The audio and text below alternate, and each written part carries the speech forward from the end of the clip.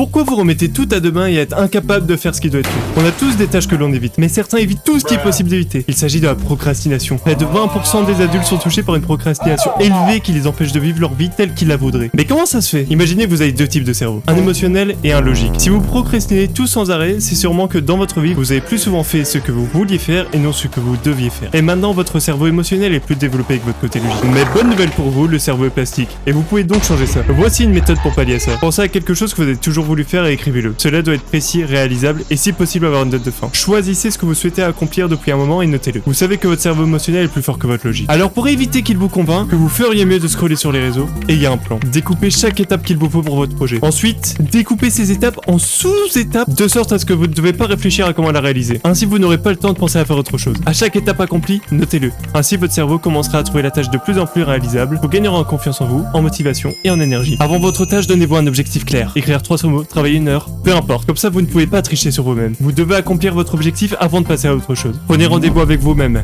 Planifiez une période de temps pour aujourd'hui ou demain où vous allez suivre votre plan. Bien joué, vous avez votre plan et quand vous allez travailler. Vous n'avez plus qu'à commencer. Ne vous trouvez pas d'excuses, ne vous écoutez pas, juste faites-le. Bien souvent, vous allez vous rendre compte que la tâche n'était pas si dure que ça. Écartez votre téléphone, éloignez les distractions, ne faites pas de multitâches et ne vous arrêtez pas tant que vous n'avez pas fini votre tâche. Je vous le rappelle, mais votre cerveau va essayer de vous trouver des excuses pour vous trouver une pause ou pour passer à autre chose. Mais si vous faites cela, vous n'allez probablement jamais poursuivre le plan que vous avez planifié et vous resterez au même endroit dans votre vie. Vous ne méritez pas de pause ou un peu de confort tant que vous n'avez pas atteint votre objectif de session. Quand vous aurez accompli votre tâche, récompensez-vous avec quelque chose qui vous fait vraiment plaisir. Votre cerveau associera le travail avec sa récompense, vous serez fier de vous et vous le pouvez. Vous avancez enfin dans votre vie.